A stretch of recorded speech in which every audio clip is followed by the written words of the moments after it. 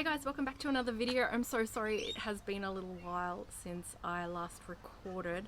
We've had a few things going on. The first thing happened was our favourite chicken died, Soy, the black Australorp. That was very devastating.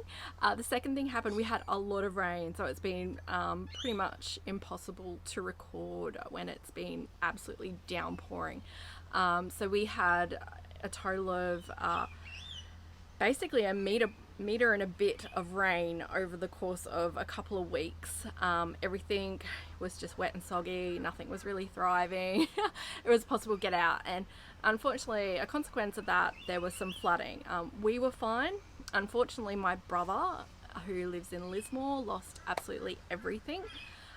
So he set up a GoFundMe. If you're interested in donating directly to someone who's been affected, the insurance are really, they're not paying out. It's a real sort of terrible time. They can't, it's basically a bomb site down there. So I'll put a link down below if you're interested in donating to anyone who's been affected by these terrible floods directly. They are getting all of this money aside from the GoFundMe fees, and that's going to help them rebuild, or relocate, or whatever they're going to do, because there's so much up in the air at the moment. So anyway, into this video, things are sort of settled down a bit. I think we're about to get a lot more rain again, but we're now in the swing of autumn. So a few things are going on. We've got succession planting with our brassicas. So we've got a really short period of time to get our broccolis and cauliflowers growing, and also our peas. So we've been doing a lot of that. So I thought I'd just give you a tour of what's been happening around the garden. Okay, so a little behind the scenes. This is our propagation station at the moment. I've got some broccoli and cauliflower ready to go in, some lettuce. This is sort of the ones that I've just planted only 2 days ago, so they're all popping up. I lost a lot of tomatoes with all of the rain. The ones in the ground were fine, but all of the ones that I had here in the greenhouse actually just did not like all of the rain. So I've got another run going. Yes, we plant tomatoes in winter, so we don't get frost here. Some areas of the subtropics do get frost. You know, it's not a absolute definitely never get a frost. Maybe one day we will, but it is very rare, so I take the risk. So it's mostly here cherry tomatoes and a couple of so the tropics are a bigger one, and I've also got a brandywine, and obviously the mortgage lifter down the front. So yeah, that's our propagation station at the moment. So you see our succession happening. We'll be planting out these ones probably in the next few days. Okay, so here's our first of our autumn crops. So this was planted in March. The seeds were all planted in sort of really early February.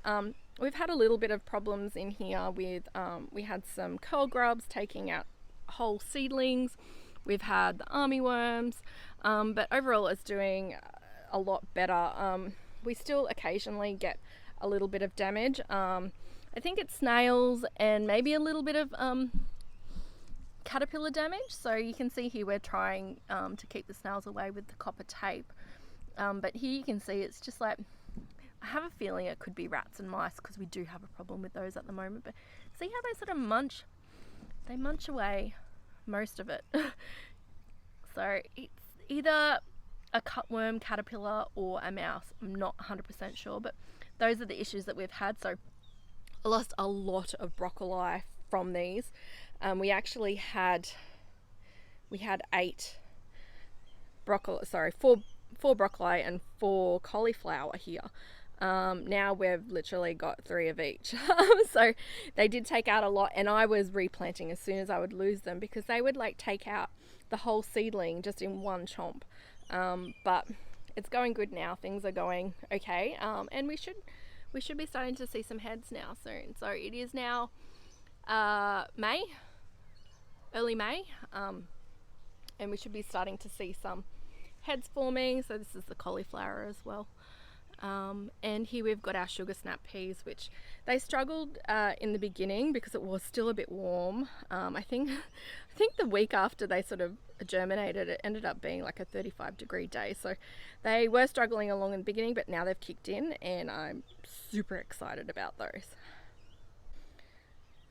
So this bed here is just getting ready for planting. So I've just done a top of that with some compost. I've got fennel here still going. So this is actually a consequence of chopping and dropping my fennel from, I think I planted it in spring, and then I chopped it not that long ago actually, probably about a month ago I chopped it down. But now it's produced lots of little baby heads, which I'm pretty happy with. So we'll be eating all of those. They're so good. Now this is the bed that we planted out in February. We've got some issues here. So this is a consequence of bean fly. They lay their eggs and then basically destroy the plant. We've also got rust happening here. I bought this flexi frame to cover it early on and it did a really good job, but my problem was it's a little bit too flexy. and so what's happened is the beans have kind of come over and they've shaded everything underneath. I know for sure I've also got a root knot nematode issue here. I've started planting, relocating basically whenever a mustard pops up, which they do in our garden. I've just been relocating them here. But I'm leaving this zucchini in because if I take that away, the root knot nematodes are going to go straight for my Swiss chard and beetroot. So I'm just leaving it there as a sacrificial. But as a consequence of the shade of the beans, the carrots are probably going to suffer as well. But I'll probably clear out most of this, but the carrots soon. These beans are sort of finishing up.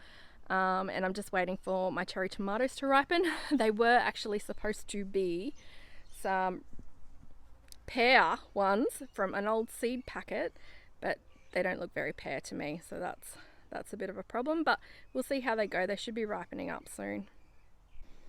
And here we have the bed that I planted out in last month, so April this is. And what I'm doing here is I'm planting around my peanuts, which are still going. So I've just topped it with compost and cow manure and done my goodie mix that I add in, and then I've just planted around the peanuts. So once they come out, I'll do some quick growers like the pak choy and stuff. But the damage here, this has actually been under a net, so this net has been over it. But this is snail damage, and I know for sure because of the type of poo. But yeah, I'm just gonna leave it, see how it goes. Usually once they get going, they kind of stick to the underleaves. The snails that we have here are quite small. They're not that bad, but sometimes they can be a bit of a pain. But here's an example of what I was talking about with things just being taken off. See this? The Swiss chard, kohlrabi, see if we can get it in focus. They're just getting eaten off at the stumps. And usually, typically, I find that that's a cutworm, and they usually live not far around. See, it's like they don't even eat it, so they just cut it off, which annoys me more than anything. So we finally got a new pump with the Aquaponics, and I finally got some plants in it. So these are the things that I sort of had planned to go in that bed that I've put that's got my peanuts in, so they've just gone in here. So it's mostly cabbage and lettuce and stuff.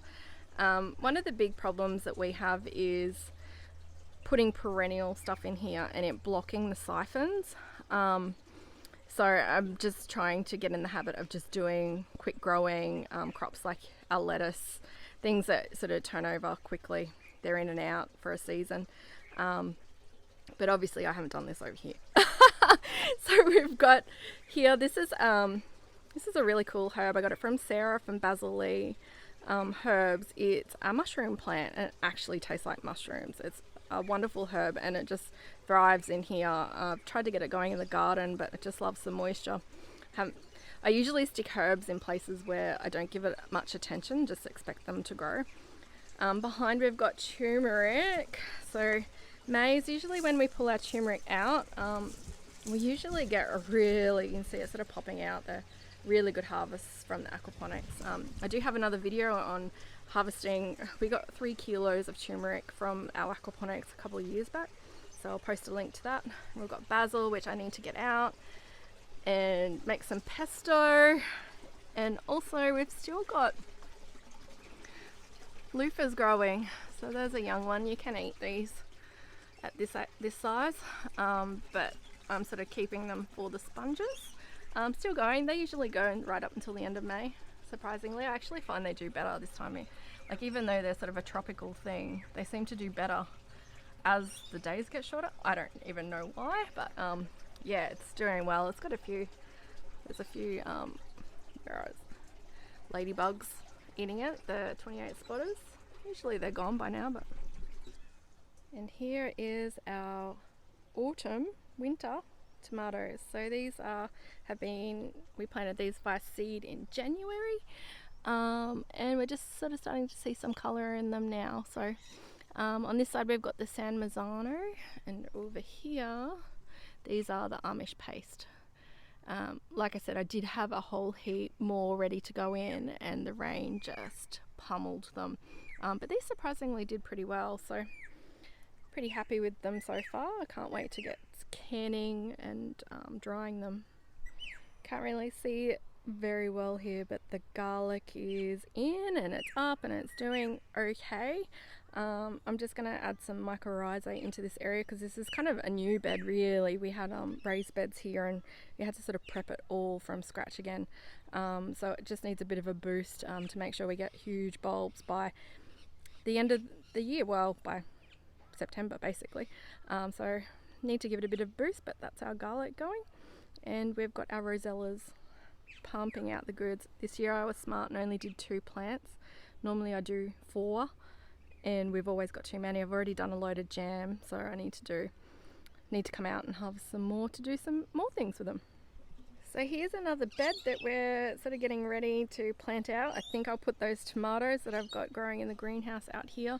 At the moment I've just been adding all sorts of stuff in here just to fill it up. Obviously it's got a way to go. These were actually our old little birdies beds, and we just got some corrugated iron and extended them and got some extra wing nuts. So we went from 90 centimeters by 90 centimeters to, like, I think it's 1.2 by about 3 meters, or maybe 2.4. I think this one for sure is 3 meters, and I said, well, that's a bit long. So we've gone to this size, which I like. So we've got one more bed that we're going to do this to, and it just gives up so much more space.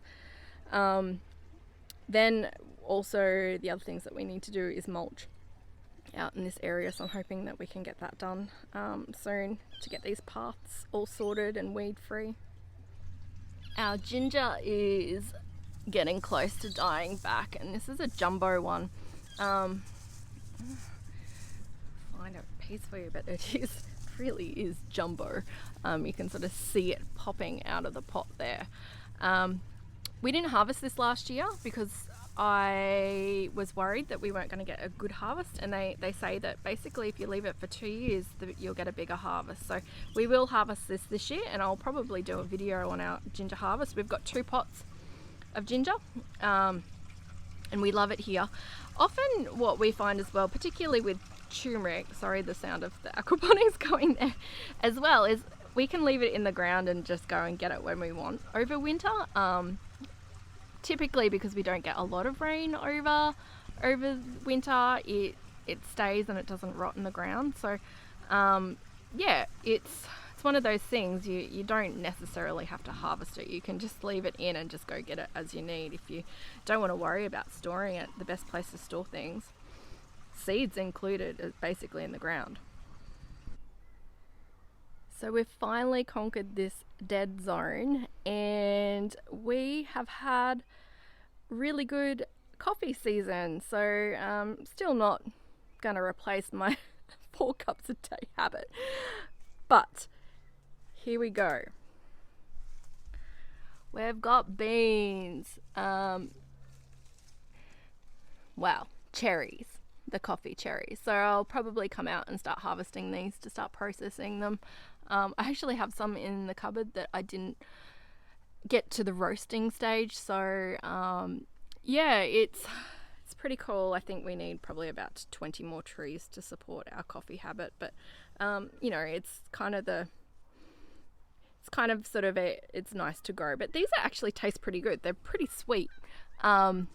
It's just they have the big coffee bean inside them, obviously. So if you're not a person who loves